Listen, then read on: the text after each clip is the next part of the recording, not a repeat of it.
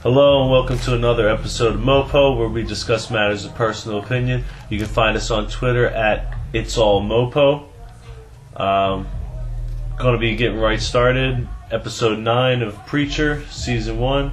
If you hear anything in the background, are bad, but can't really control the world outside of where we are. Once again, we're kind of just starting abstractly. There's a couple things about this episode. We're going to deal a lot with the Santa Killers, which I don't think they've actually called him that yet. No, but I mean, I don't know his actual name yet. Cowboy figure. They did call him with something to Gettysburg or something like. Yeah, they did. When they were talking about how he killed 77 people, like something murder of Gettysburg or something like that. So that's the only real thing that we've ever heard him called. But we know him as his Santa Killers. We're gonna play a little bit with what's going on with Cassidy, the Angels, and the Sheriff a little bit. This episode doesn't really focus too much on Preacher. I mean, you see him here and there. Yeah, but he's more ducking from the cops. Right. So he's kind of out of sight, out of mind.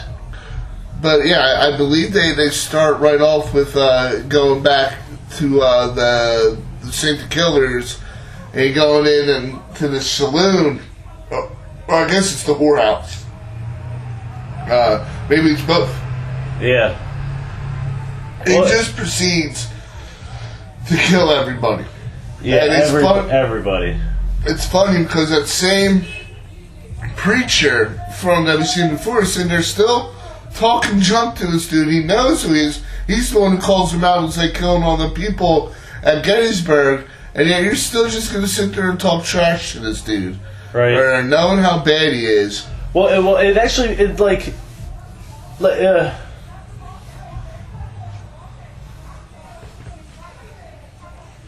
I'm sorry. I had a brain fart. It's the killer. What is it? It basically starts off in the old time saloon or whatever, and it's just got like this Asian guy singing a song. By a piano. That's like old time. Like that's circa that time period. They would have like the piano player and the guy singing, or it'd be a girl. They'd have somebody sing and somebody play piano. So that's not unfound of.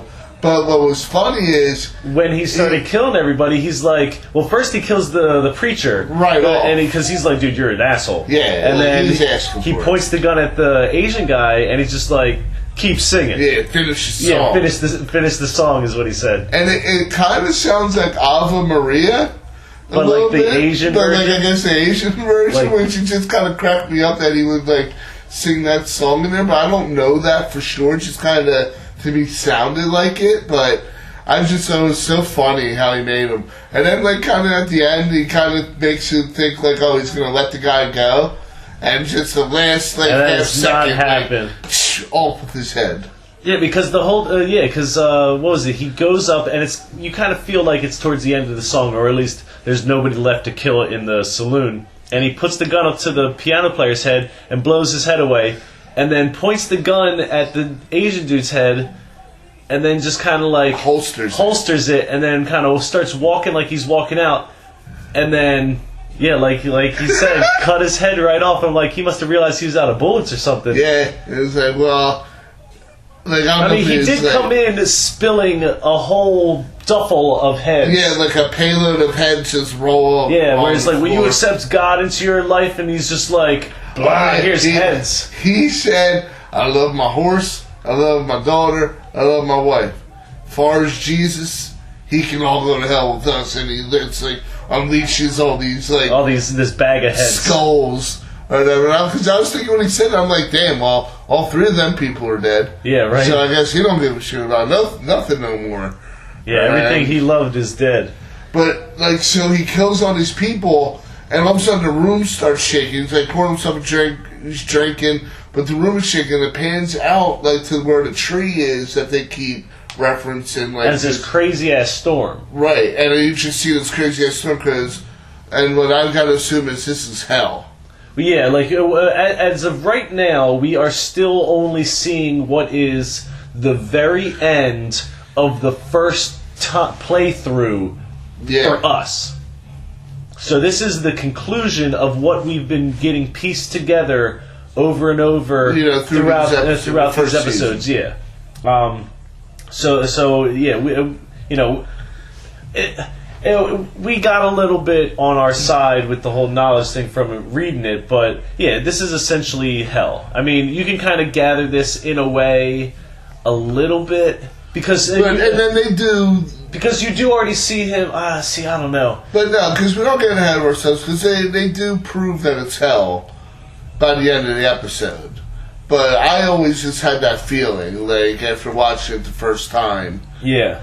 Just from that, like, this is not the first time he's been through this. But from that, it's like the title scene, and then it goes into Preacher, like Jesse Custer Preacher, in the back of the sheriff's police car. Okay, yeah. And Sheriff is just sitting there like, where's my boy? Yeah, and he's just like, I sent your son to hell. He just tells him outright. Yeah, like, but nobody's believing him. They're taking that as you killed him. Yeah, because then he starts talking about what happens to baby killers. Like Eugene's little baby. Yeah, that's what I said. I was like, 6-month-old Eugene. Goo. Yeah, Eugene, over 18 child, clearly is going to get the sympathy. That tried to murder, suicide a girl who didn't like him and himself. I'm sure, these hardened criminals are going to be showing mercy on the fact that that's what happened. Like, kill Preacher because he killed that child that murdered a girl. So then, Preacher just basically... Eugene would be getting his ass Eugene would be the one up. in trouble in jail. And so Preacher just kind of like, skedaddles on. Yeah, he just says, "Oh, sorry, Sheriff. I'll see you Sunday," and he ducks out the car door. I guess I don't know if he crimped it shut. Well, I don't know if he had that pen. Yeah, he had that pen, but then he jam it in there as it was getting close. As it was getting close, because you saw Sheriff was like, how the hell? Like, I'm not that bumbling of this idiot motherfucker. And he pulled the pen out of the shot. And it had that bend. Yeah, it was all crinked up. So Preacher basically skated on him. Yeah, I didn't know if maybe he was just jamming it in there and managed to kind of notch something. But I don't even know how that would happen. What is it? So apparently, the angels are on their way to hell. Do we know this yet? Not yet. Oh, okay. We know that they're seeking alternative methods to get Genesis out. Is this where they go? We see that they go to the travel agency. To the travel agency. So these dudes are walking in the rain, and I'm figuring they're going back to the hotel room. It kind of has the hotel-y vibe, right? But no, you're right. I guess they are planning on going to hell at this point, because they go and they talk to this lady. She's distant vistas, and she's trying to sell them all kinds of different packages. No, we want to go south. She's like, this place. And no. Further south. And she's like, south. How about Mexico? And he's like, all right, we all the way south. He's like, all right, we just want to go to hell. She's like, what makes you think I can help you? They're like, maybe you can't. And it started to get, hold on. And the lady... that's the call sign. Yeah. It's like, what makes you think I can help you? It's like, maybe if I'm not the police right now or whatever, they never would use that to goad you into, giving yourself up. But anyway, so she, all right, she goes and locks the door, puts the cover over the bird. Nothing happens in that place that you didn't cover the bird. But maybe so the bird doesn't repeat anything. I don't know what kind of bird it was. So it's not tickets to hell, tickets to hell. I didn't think of it like that. So, all right, passwords and shit. She hooks them up, and she knows that they're dirty, so she's like, I'm going to charge you extra. And then they're like, we'll just report you. Yeah, she's all right, pay up, and they toss the wallets. She looks in her wallets, not enough, and she basically, all right, I'll take the big one in the back for 20 minutes. And Dude's like, all right, Dude stands up immediately and is like, all right, let's do what we got to do. And the other one's like, no, sit down. He said, you're not doing nothing with him. And that kind of puts together our theory that I think they're together. Yeah, because that kind of cemented that right there. And they even mentioned it later on where it's where they talk about calling heaven and just confessing. And it's like, no, they'll separate us. I don't want to be, they don't want to be apart from each other.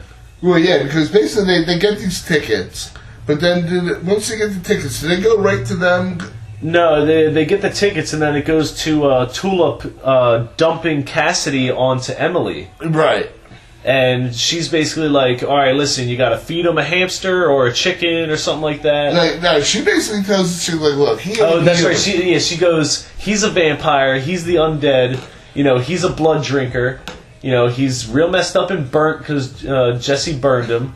She didn't say all that. She's just like, oh, he went out in the sun and got burnt. Oh, yeah. He's not healing right. I gotta go handle something. Don't go to PetSmart no more because They're on to me. or whatever the store she said. I don't think she literally said PetSmart, but Petco. yeah, it's someplace like ASPCA. that. Right, don't go there no more because they're on to me. PETA's donating all of their stock to him. So it pans to her calling up the mayor, dude. Well, no, it doesn't. No, it's what is it? She's just what is it? She dumps Cassidy on Emily, and then after she explains the instructions and all, she's like, all right, I'm leaving. I got somebody to kill. kill. And then she goes over and sees what Cassidy is. Yeah, she kind of peeks in on him, and then that's when it cuts to the angels talking about whether or not they want to go to heaven. So right, or go to hell. The angels got these tickets, and they're like, okay, do we actually really want to go to hell? Because this is a really bad place. Let's just give ourselves up to heaven. And then because they'll separate us. So this one guy recommends a coin toss, and the tall dude is all like, he gets so excited. He's like, I haven't had a coin toss in ages. like this was a new video game that he hadn't played in a while. They do the coin toss, and it says go to hell. So they're, all right, double or nothing. Yeah. And it's really, what's the double or nothing? Yeah, what's the... We're going to go to double hell? Yeah, what's the nothing part? I don't understand. You're just going to not do anything? And heaven wins this time. Heaven wins. They're like, whatever, we're going to heaven now. Or we're going to call... They just needed a reason to go to heaven. Yeah, they're just not trying to need any escape they can get. And they try to get the phone. But then they can't find the phone. Phone's gone. Because, if you recall, Jesse nabbed that. Because the very next pan over was him with the phone in his hands. Or never running away from the cops and stuff. No, is that him? Is that... Yeah, they actually show him with the phone. Oh, do they? Yeah. Okay, because I know that they cut back to Emily shortly after that scene with the angels, and that's when she calls the they mayor. got King Cannon and all of them having WWE or whatever in his office. He's just standing there on his desk. I guess the mayor dude's just watching because who doesn't like watching a good fight? He didn't look like it. Yeah. That's what they do there. And Emily basically calls him up oh my god, it got out, it's gonna get me. I'm in the closet. I'm at old drunk boy's house. Come get me. Or whatever. And he's like, alright, I'm right on the way. You know that motherfucker's gonna go right ahead. Yeah. Alright, before we tell you what's up, one thing that we did find out about Emily is, as Tulip is dumping Cassidy on Emily, Tulip basically is like, hey, well, you can have Jesse. You can suck his dick. Yeah, you can do all this nasty shit to him. And then she's all like, no, I'm better than that. I got the mayor. The mayor's my man. Blah, blah, blah, this and that. The mayor, I got the mayor all up. I think she still wants Jesse. Well, yeah, but I mean... But she's using that against Tulip. To save face with Tulip, though. Exactly. It's all... Because right away Tulip's like, oh... Okay, you don't want Jesse? I guess we could be friends. Yeah, man. alright, well, have a good one. Throw a chicken in there. Don't go actually inside. Yeah, so she calls the mayor. Mayor comes over and finds his way into the dead-bolted room in the back of the house where they're keeping Cassidy. And she creeps up behind him and basically locks the door behind the mayor. And now the mayor is stuck in the room with Cassidy.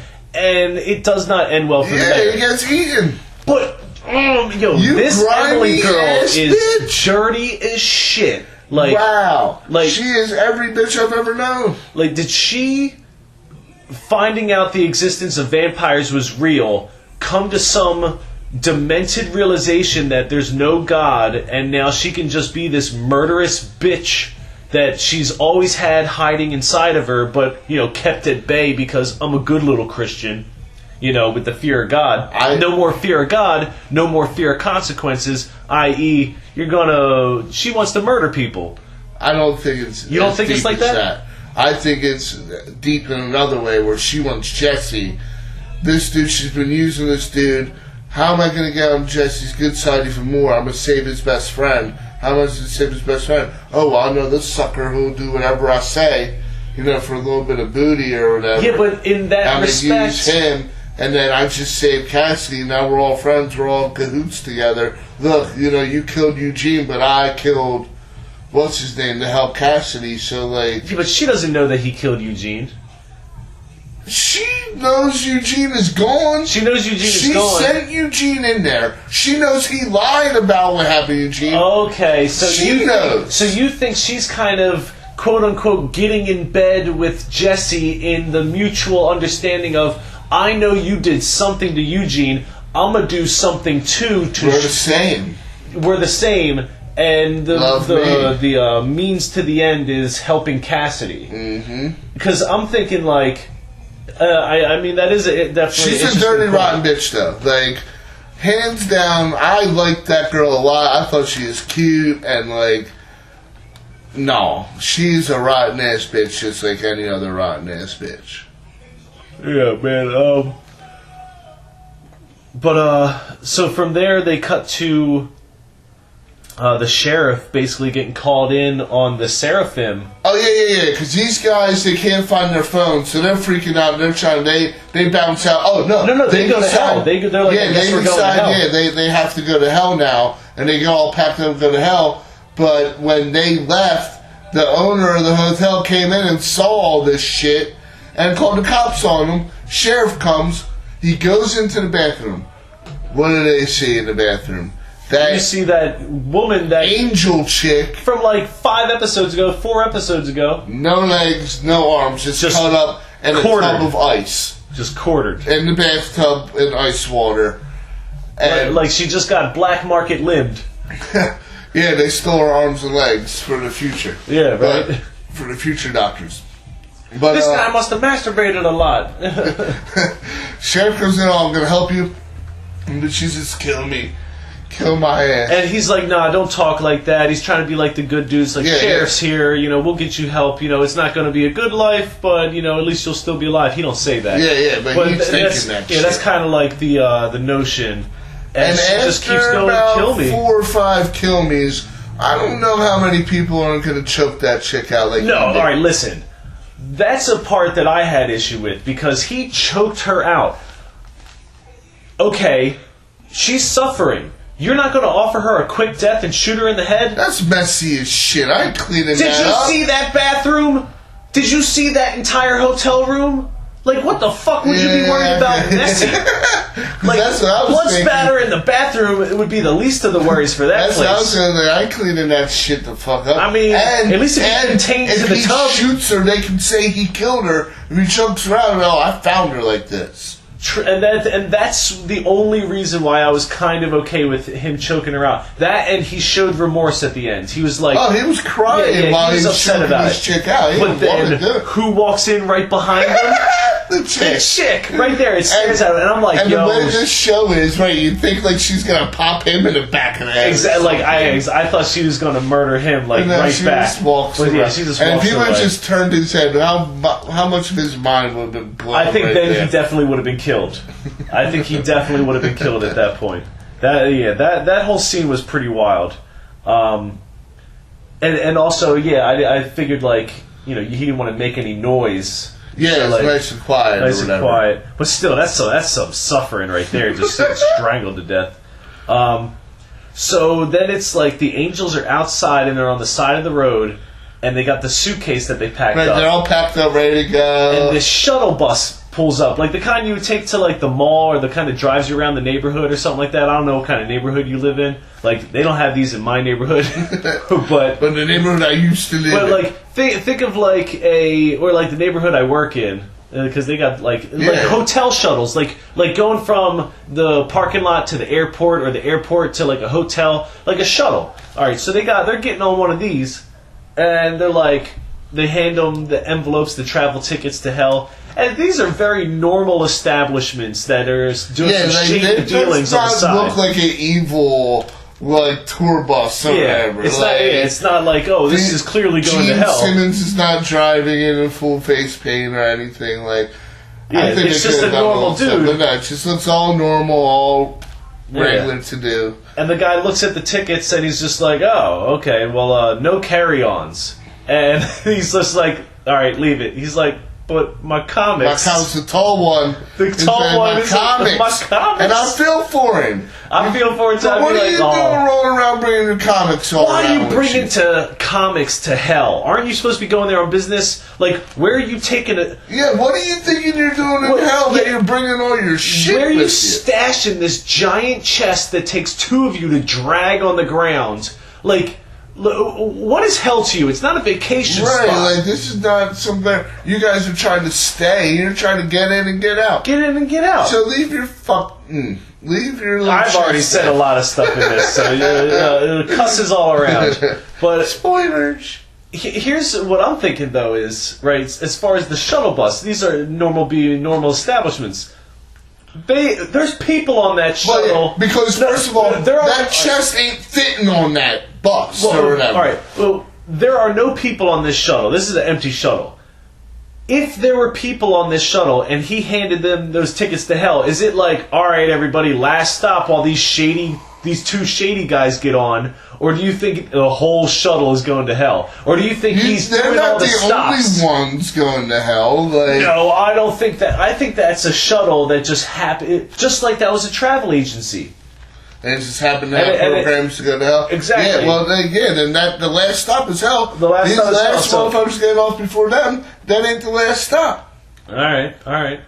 I'm just figuring there are a bunch of motherfuckers going to hell. I was thinking it was just like those guys were going to downtown to the courthouse or something. Beetlejuice shit.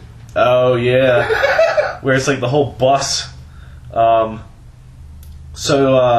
the angels take the shuttle. Then it cuts to Emily. She's trying to free the animals, and that kind of pissed me off because before we started thinking about it and talking about it here and a little bit before we started, I'm thinking, did she really kill the mayor just so she could save the animals?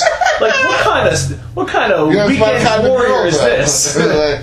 No, she got her PETA. And of course, she's like, oh, go ahead, guinea pig, run out into the wild. What wild is the guinea pig going to go out to? You're in the desert, so maybe that's a little guinea piggy. But I'm sorry, these things are not surviving. And they know it, too. They're like, no, I'm not moving off of this. Back into the cage, please. I'm not moving from this cage. I don't know. There got to be wild guinea pigs. I imagine there might be. Like in Venezuela somewhere.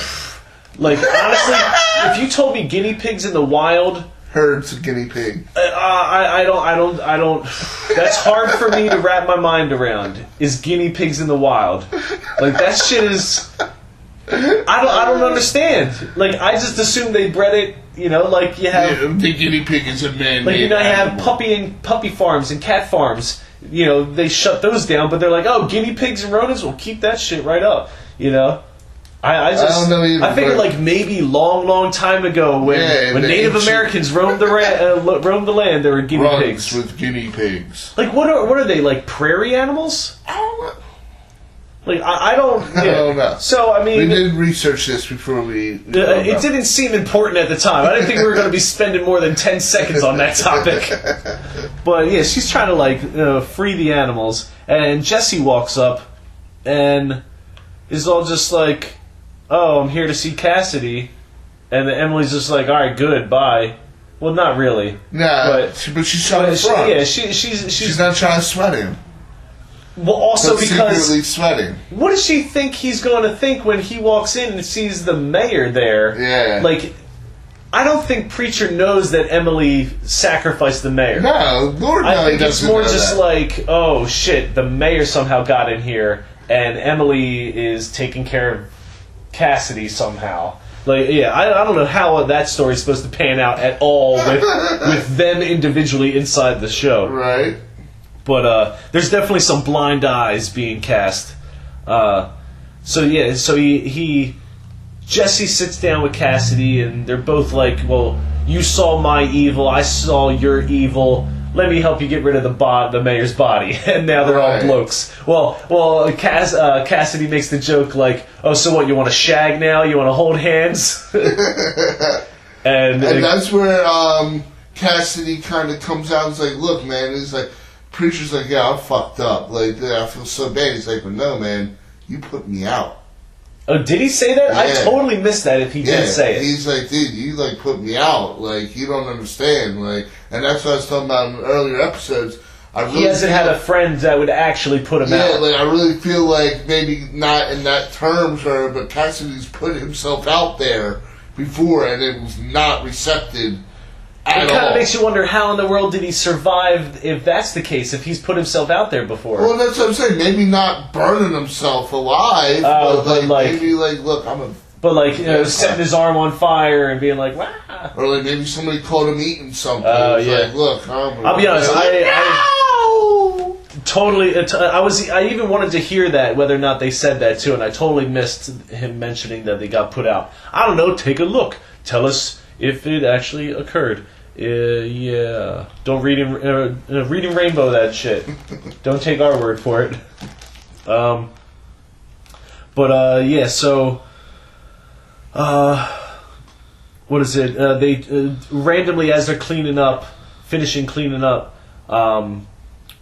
Cassidy's trying to use the phone, the angel's phone, and Preacher's like, "Don't be messing with the phone." And Cassidy's like, "Dude, this is a phone that belongs to angels. It's a direct line to heaven. Why would I not mess with it?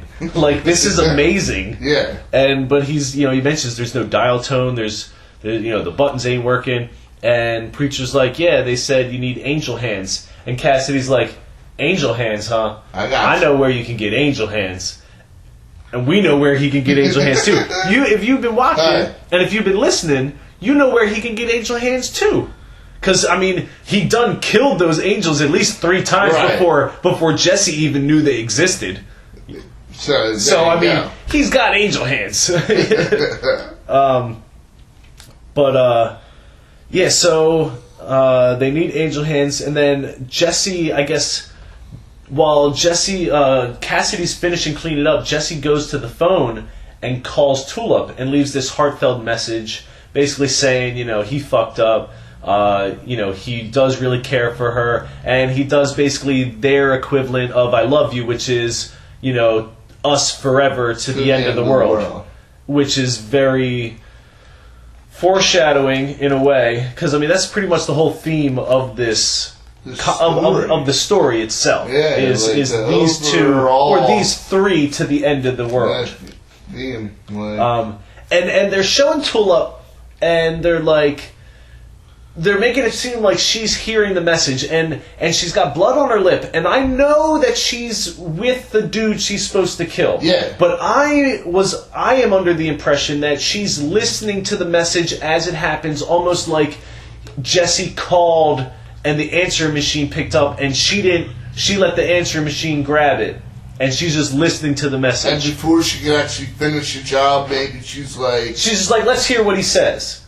But now I gotta go get Jesse. We gotta handle this. But no, because I figured she was there dealing with Carlos. But I figured it was kind of like, all right, I don't remember what happened. I don't want to pick up the phone, right? But I'll listen to what he has to say and then continue my work, which she does. Because as soon as Jesse hangs up the phone, Tulip basically stands up with like a old meat tenderizer, like the hammer, and she's about to get real dirty with that Carlos dude, but. She's in Albuquerque, and I'm sitting here talking with @DaveRoach83, and he's like, "Nah, she didn't hear that message." Yeah, I don't think so. I thought she heard the message. He says she didn't hear the message. If she did, it was after the fact. Yeah, she'd already started doing what she was doing. Yeah, it was either before the fact or after the fact, but it wasn't in that moment, as though we were led to believe. Right. So she's just basically about to get right back to torturing him, but we don't see it because they cut to the Saint of Killers at the beginning of his nightmare, which is him needing to get the medicine, and this is when they go through the whole thing They go through the whole thing. Flash. And you go from beginning to end, and then they start back over, beginning to end, and then they start flashing little pieces in between, like your major plot points column, and then faster and faster and faster and faster and faster until and if you're like me, you've already gotten the gist of this is his hell. Yeah, he's living it over and over and over again. If you're like a brick wall, they are beating it into you now. If you didn't know by now, you know now that this is his version of hell. Yeah, this is his personalized hell. You relive this every day. You're reliving these bad decisions, these attempts at being a good person. Of trying to do good and still not being able to get the job done. You lose your entire self-worth and everything you live for over and over and over again. And you deal with this pain the same way each time by going and killing an entire town of people. Which honestly, maybe they didn't all deserve it, but collectively, this whole town deserved it. Because a piece of shit. This town is killing men, raping their wives, beating and probably selling into slavery the children. But it's only on a once in a while basis, so yeah, that makes you okay. It makes it okay. Yeah, no. And then the whole rest of the town is hookers and johns. Pretty much, yeah. And they all sit back and just let this preacher dude be their moral compass. And that who's horrible on his own. That preacher dude doesn't seem like too good of a preacher dude to me to begin with. Now, and this is also another thing, because is it just me, or does that preacher have a bit of a resemblance to the Custards? Yeah. Because they even talk about the Civil War and stuff like that. And they're from the South, and they're from the North. So, I mean, there's some... And you know what? I don't know that for a fact that he's related... But it seems so right that he would be a Custer. And not even... I mean, it kind of shows the darker side to Jesse's family. You know, I mean, not that there was too much shown of it with his dad, other than just being an old school-minded disciplinarian. But as far as kind of... The shady inner workings of life, back then. It's just so crazy. Because, obviously, the way his dad went out, he wasn't the cleanest dude either. I don't know. Well, we still... They haven't really told us their version of what's going on with that yet, so I'm still keeping an open mind. It's very strange. There's a lot that is in this that isn't in the book. But that's when he... And then at the end of this one, though, when the angels come. When the storm starts hitting and all the bottles start rattling off the shelf and everything, and he's ready to be flashed back to the doorway where he sees his sick daughter again, everything freezes. And the two angels walk in. Just open up this door. It looks like they're walking down steps, honestly.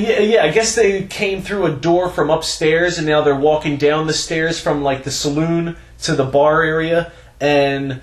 Saint of Killers, or whoever this guy's name is, because I forget. I always known him as Saint of Killers. They probably even told us the name of the book. I don't know, but immediately draws both guns on these two angels, and he's just like, "Do you want this to end?" The one angel is like, "Do you want this to end?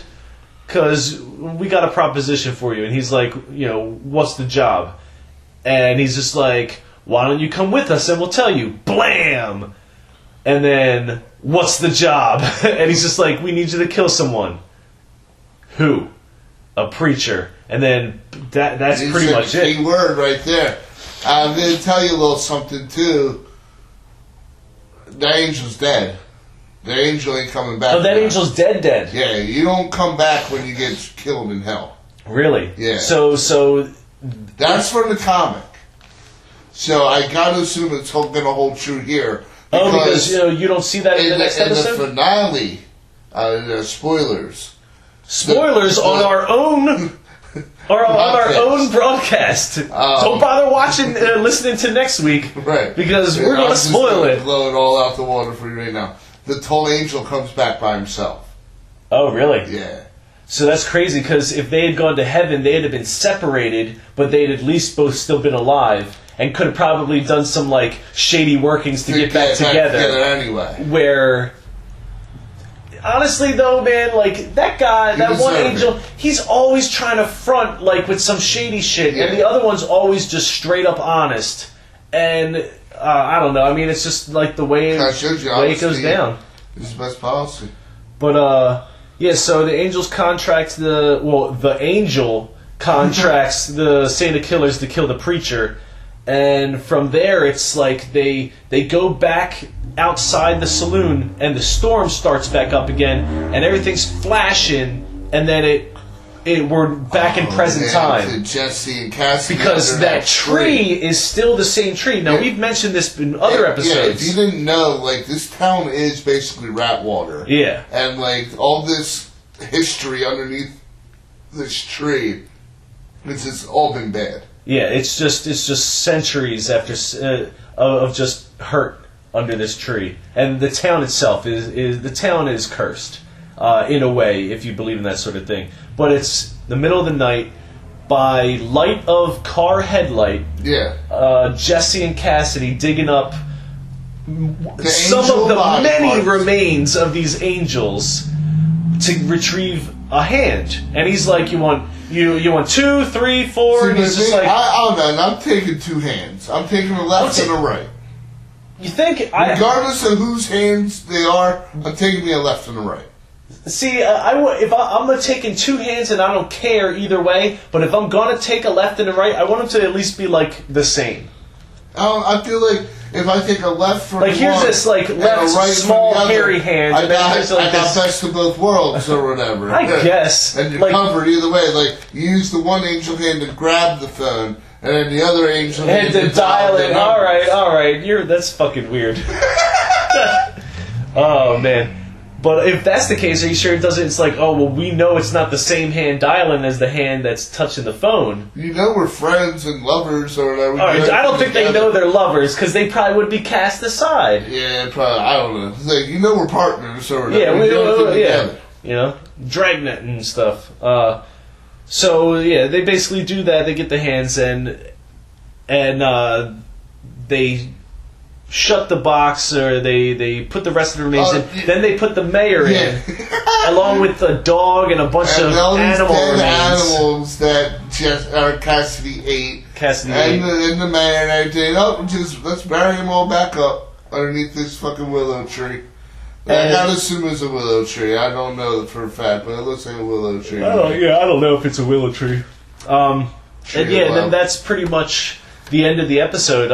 It does the little sneak peek at next week. Yeah. And, I didn't really see much of that, so I'm not even going to bother commenting on it, because you'll hear about it. Yeah, and I said the next episode is the season finale. It is the season finale, so we'll see how long we jabberjaw on about that. Yeah, and, we're going to see what Jesse's big plan is to try to get God. Because he's stupid enough to think he can just call up on the phone and go, hey, you mind sending God down to... Hey, God, let me just holler at you for a minute. Hey, why don't you come on down to this town? We got some, holy water we want to share with you.